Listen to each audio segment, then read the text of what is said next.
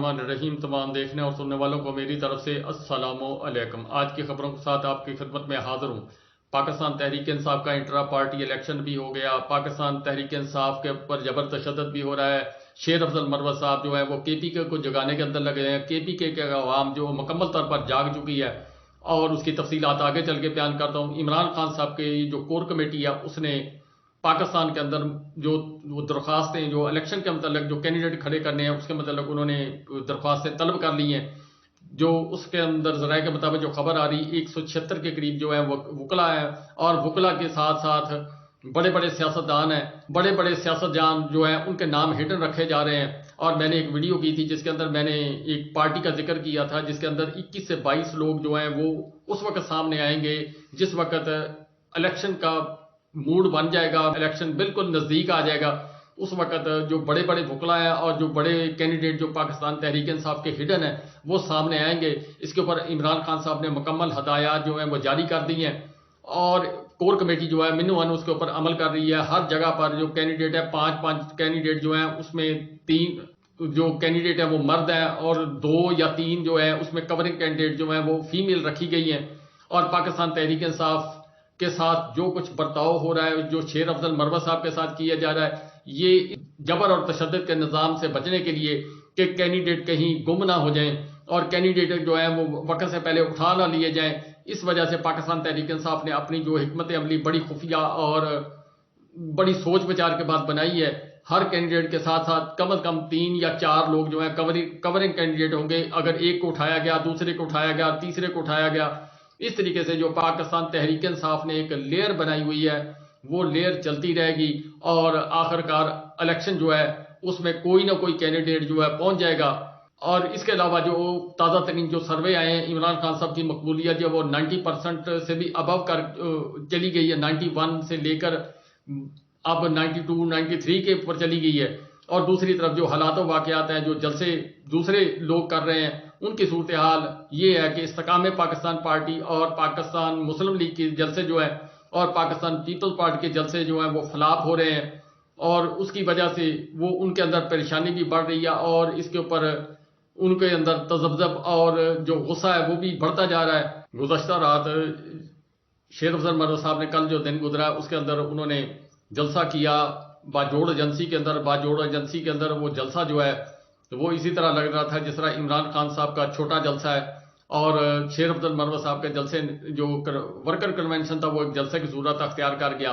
آج جو قانون نافذ کرنے والے ادارے انہوں نے شیر افضل مروت صاحب کو روکنے کے لیے وہاں کی سڑکیں ان کو کھیڑ دیا گیا، جو موٹر وے کی سڑکیں تھیں یا جو بھی سڑکیں تھیں جو راستے جا رہے تھے، لیکن شیر افضل مروت صاحب اور ان کے رفقا جو ہے پاکستان تحریک انصاف کے ووٹر سپورٹر جو ہیں وہ پہنچے اور باجوڑ ایجنسی کے اندر کامیاب جلسہ جو ہے وہ کیا، اور اس کے بعد پولیس جو ہے اس نے شیر افضل مروت صاحب کو گرفتار کرنے کی کوشش کی، اور عوام کی مزاحمت اور پاکستان تحریک انصاف کے ووٹر سپورٹر کی مزاحمت کی وجہ سے وہ کامیاب نہ ہو سکے۔ پھر راستے کے اندر دوبارہ پھر شیر افضل مروت صاحب پر دوبارہ حملہ کیا گیا اس وجہ سے کہ گرفتار کر لیا جائے۔ پولیس کی بھاری نفری جو ہے اس نے وہ شیر افضل مروت صاحب کو گرفتار کرنے کی کوشش کی، لیکن وہاں کی غیور عوام نے ان کو پھر وہاں سے نکالا۔ لیکن جو جلسے کے مناظر ہیں وہ دیدنی ہے، اور جلسہ جو ہے وہ شیر افضل مروت صاحب نے جس طریقے سے کیا، اپنے جلسے کے اندر انہوں نے لوٹا رہرا کر میرے جناب پیر و مرشد محمود خان صاحب اور جناب پرویز خٹک صاحب جو ہیں ان کے لیے ایک میسج چھوڑا، اور عوام نے اس کے اوپر لبیک کہا۔ شیر افضل مروت صاحب جو ہیں اس وقت عمران خان صاحب کی کمی کو پورا کرنے کی کوشش کر رہے ہیں۔ شیر افضل مروت صاحب بہت سے لوگوں کی آنکھوں میں اب رڑکنا شروع ہو گئے ہیں، اور آنے والے دنوں کے اندر مزید ان کے خلاف جو ہے گھیرا تنگ کرنے کی کوشش کی جائے گی۔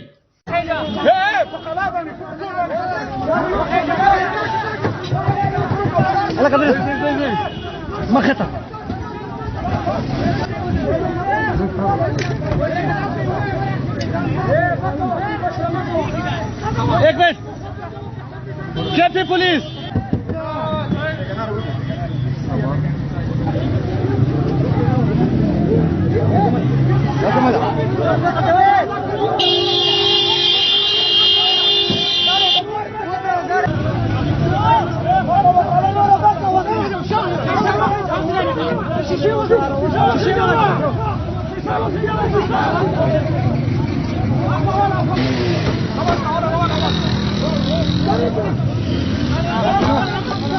गाड़ी इधर का था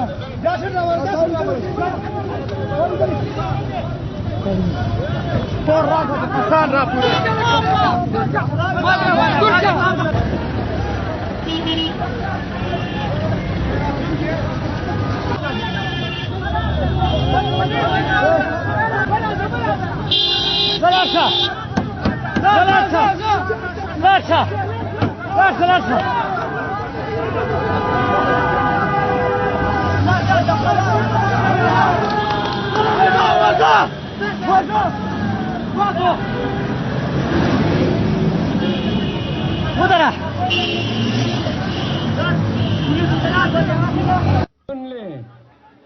ये स्टेज पे पड़ा हुआ लोटा ये अक्कासी करता है तमाम महमूद खानों की, तमाम परवेज खटकों की और उन तमाम दगाबाजों की जिन्होंने 9 मई के बाद खान का साथ छोड़ा है। ये तुम्हारी असली शक्ल है, ये तुम हो। और हमेशा आवाम ने लोटों पे लानत भेजा है, एक दफा फिर लानत।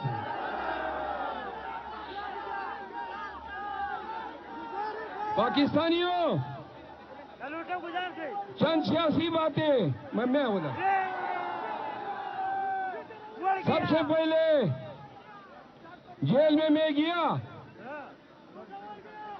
जेल में खान के पास गया, उन्होंने कहा खान के अल्फाज सुने, आपके लिए पैगाम है। उसने कहा अगले हफ्ते किन किन जिलों में जाओगे।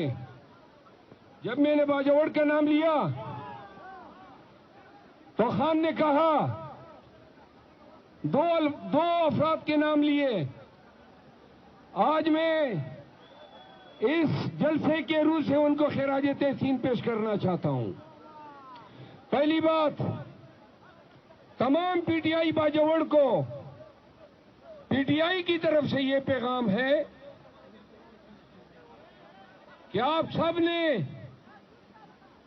सियासत में, इलेक्शन में मुत्तहिद रहना है,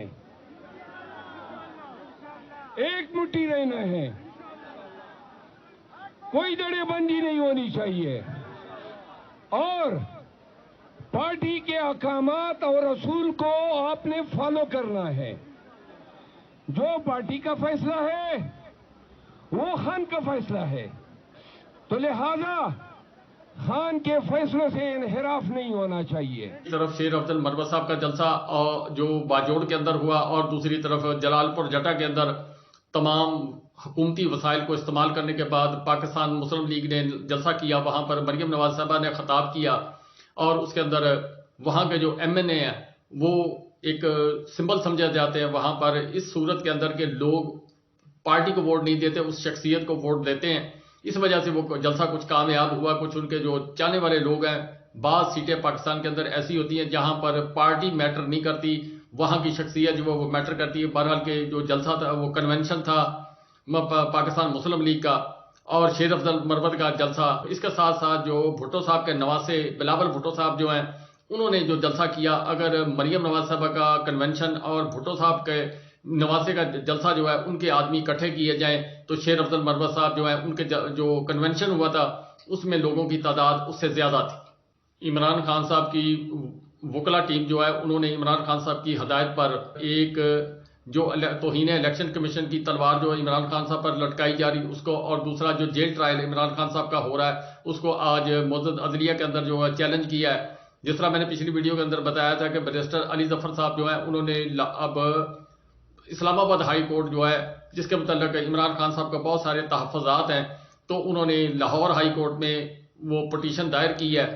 नवाज शरीफ साहब ने पार्टी मीटिंग की, पार्टी मीटिंग के बाद फारग होने के बाद फिर उन्होंने जो इत्तेहादी जमातें हैं उनके साथ मशावरत की। आज से कुछ दिन पहले 2-4 दिन पहले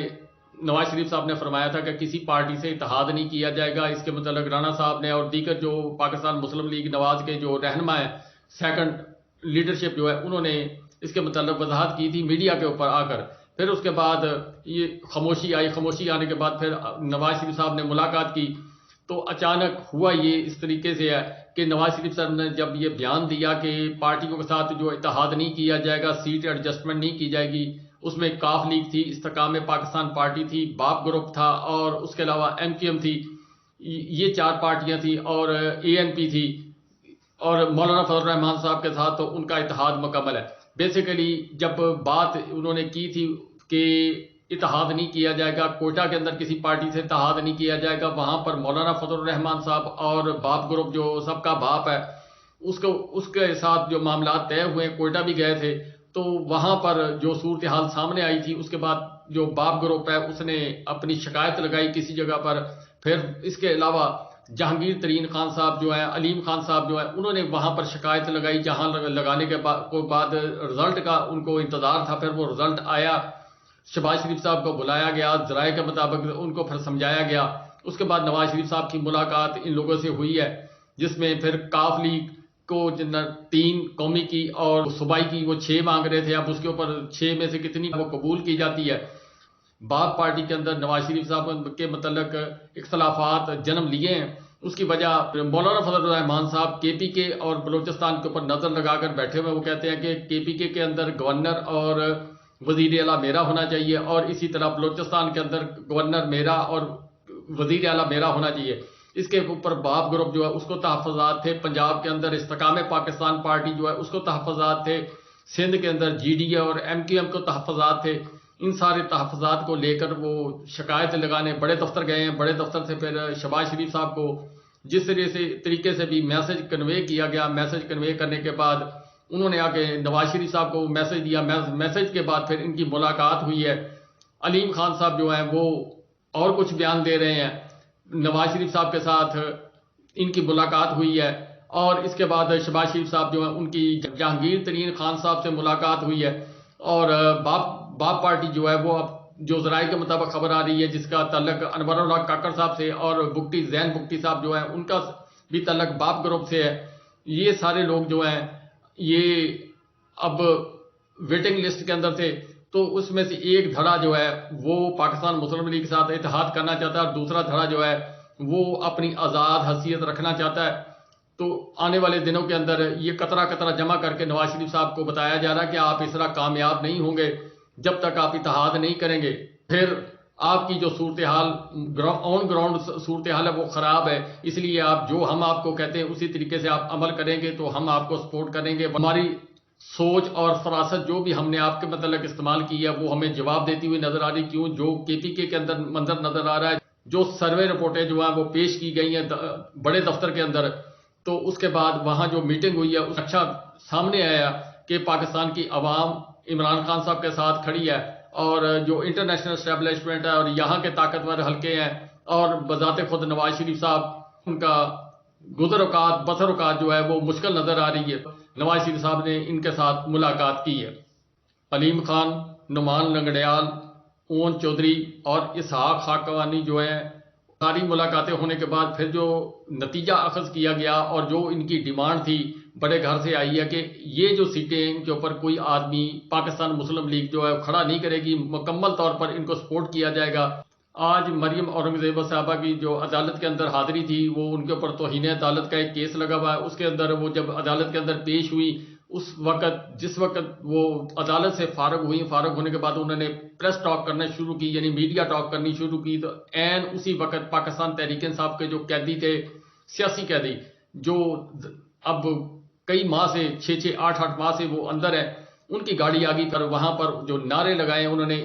کون بچائے گا پاکستان، عمران خان، یہ نعرے لگاتے ہوئے عمران خان زندہ باد کے نعرے جو وہ گونج کرے، اس پر مریم اورنگزیب صاحبہ جو وہ کافی برہم ہوئی ہیں، پھر اس کے بعد وہ پریس کانفرنس جو ذرائع کے مطابق خبر آ رہی ہے وہ چھوڑ کر چلی گئی۔ اجاز الحق صاحب انہوں نے ایک نجی چینل کو انٹرویو دیتے ہوئے اس بات کے اوپر اپنے خیالات کا اظہار کیا۔ پہلے تو انہوں نے یہ کہا کہ قاضی فائز عیسیٰ صاحب جو ہے انہوں نے منع کیا ہوا کہ الیکشن کے متعلق کوئی بات نہیں کرنی، ورنہ توہین عدالت یا جو بھی عدالتی کارروائی ہوگی اس کا سامنا کرنا پڑے گا۔ اور اس کے علاوہ انہوں نے کہا کہ قاضی فائز عیسیٰ صاحب کا حکم ہے کہ اگر الیکشن کے متعلق بات کرنی ہے تو آپ اپنے گھر والی وائف سے یا اپنے گھر میں بیٹھ کر بات کریں، باہر کوئی بھی وی لاگر کوئی بھی چینل جو ہے وہ الیکشن کے اوپر بات نہ کرے۔ تو انہوں نے کہا جی کہ میں اس سے زیادہ تو ان کی میں عزت بھی کرتا ہوں، ہر چیز کرتا ہوں، لیکن انہوں نے کہا کہ جو کچھ جس طریقے سے دلہے کو تیار کیا گیا اور گھوڑے کے اوپر بٹھایا جا رہا ہے، گھوڑا جو ہے وہ پانی کے پاس لے تو گئے ہیں لیکن گھوڑا پانی نہیں پی رہا، کیسے پلایا جائے؟ یعنی ان کا کہنے کا مقصد یہ تھا کہ عوام کسی اور طرف کھڑی یا جو عوام کا سمندر ہے وہ اور طرف چل رہا ہے، یا دریا، عوام کا دریا جو ہے وہ کسی اور طرف بہ رہا ہے، اور جو گھوڑا ہے وہ پانی کو دیکھ کر ڈر رہا ہے، اسی وجہ سے وہ ڈرتے ہوئے پانی نہیں پی رہا۔ یہ ان کے کہنے کا جو مقصد یہ تھا کہ پاکستان تحریک انصاف کی مقبولیت اور نواز شریف صاحب کا آنا اور ان کو پروٹوکول ملنا، ان کو وزیر اعظم بنانا، یہ معاملات کاغذی حد تک تو نظر آ رہے ہیں، لیکن اگر صاف اور شفاف الیکشن کروائے جائیں تو یہ ناممکن بات نظر آتی ہے۔ لیکن انہوں نے کہا کہ اگر بہتر یہ ہے کہ کاکڑ صاحب جو ہیں ان کے جگہ پر نواز شریف صاحب کے متعلق ایک نوٹیفیکیشن جاری کروا کے ان کو پرائم منسٹر بنا دیا جائے تو اس میں یہ معاملات جو حل ہو جائیں گے کہ پاکستان کے اندر جو الیکشن کمیشن صاحب ہیں ان کو 76 ارب روپے کا بجٹ جو ہے وہ فراہم کرنا ہے، اور اس کے علاوہ جو کینڈیڈیٹ جو الیکشن کے اوپر خرچہ کریں گے وہ 100 ارب کے قریب، تقریباً انہوں نے کہا 76 ارب سے 100 ارب کے قریب جو ہے وہ چلے جائے گا۔ یہ 176 یا 172 یا 150 ارب جتنا بھی بنتا ہے وہ کہتے ہیں کہ پاکستان کی عوام کی فلاح کے لیے استعمال کیا جا سکتا ہے۔ اگر یہ فیصلہ کہیں ہو گیا ہے کہ نواز شریف صاحب کو چوتھی دفعہ وزیر اعظم بنانا، تو پھر معاملات جو ہیں ان کو اس طریقے سے حل کیا جائے، اور جو پیسے الیکشن کمیشن صاحب کو دینے ہیں الیکشن کے نام پر یا ان کینڈیڈیٹوں نے الیکشن کے اوپر خرچ کرنے ہیں، ان سے بچا جا سکتا ہے۔ ایک کیس جو معزز سپریم کورٹ کے اندر قاضی فائز عیسی صاحب جو ہیں انہوں نے ایک بینچ تشکیل دیا ہے جو بھٹو صاحب کی پھانسی کے متعلق جو کیس ہے وہ اس کو سنیں گے، اور اس کے یہ 2011 کے اندر پاکستان پیپل پارٹی نے یہ جو کیس پٹ اپ کیا تھا اس کے اندر سپریم کورٹ کے اندر، یہ اب 11 سے لے کر اب 23 آ گیا، اب کتنے سال اس میں سے گزرے ہیں، اس کے بعد یہ کیس جو ہے وہ اکھاڑا گیا، اور اکھاڑنے کے بعد اس کو نمبر لگایا گیا، اس کو کاز لسٹ کے اندر شامل کیا گیا، اس کے اوپر قاضی فائز عیسی صاحب جو ہے انہوں نے بینچ تشکیل دیا، اور اس کا کیا فیصلہ ہوگا یہ تو اللہ کو پتا، یا قاضی فائز عیسی صاحب یا معزز جج صاحبان جو اس بینچ کے اندر شامل ہوں گے وہی کر سکیں گے۔ لیکن میں یہاں پر ایک بات کرنے لگا ہوں، یہ ایک فیصلہ جو ہے آنے والے دنوں کے اندر ایک مثال بنے گا، وہ اس طرح سے کہ اگر اس کا فیصلہ کو سخت آیا اور کچھ لوگ اس کے نرغے کے اندر آئے تو پھر آنے والے دنوں کے اندر یہ جو کچھ عمران خان صاحب کے ساتھ ہوا یا یہ رجیم چینج کے معاملات جو ہیں اس کے اوپر ایک بڑا فیصلہ کو کبھی آئے گا، اور یہ میں نہیں کہہ سکتا جس طرح یہ 11 سے لے کر 23 کے اندر یہ سنا جا رہا ہے، اسی طرح عمران خان صاحب کا جو کیس ہوگا وہ کتنے سال بعد سنا جائے، 11 اور 22 اور 23، یعنی آپ لگا لیں 12 سال کے بعد یہ کیس جو ہے 12-13 سال بنتے ہیں جو بھی بنتے ہیں یہ کیس، اور بھٹو صاحب کو پھانسی دی تھی 1979 کے اندر پھانسی دی گئی تھی، اب یہ اندازہ لگا لیں کہ بھٹو صاحب کو پھانسی دی ہوئے اور اس کا یہ 50 سال بنتے 40 سال بنتے، جو بھی جمع تفریق کریں گے آپ کو یہ ڈیوریشن نظر آئے گا۔ پاکستان کے اندر جو معاملات ہیں اس طریقے سے چلتے ہیں، یہ بڑا کیس ہے، جو غریب اور ناتواں قسم کے لوگ ہیں جن کے پاس نہ پیسہ نہ دولت نہ بڑا وکیل، ان کے کیس کہاں سنے جاتے ہیں۔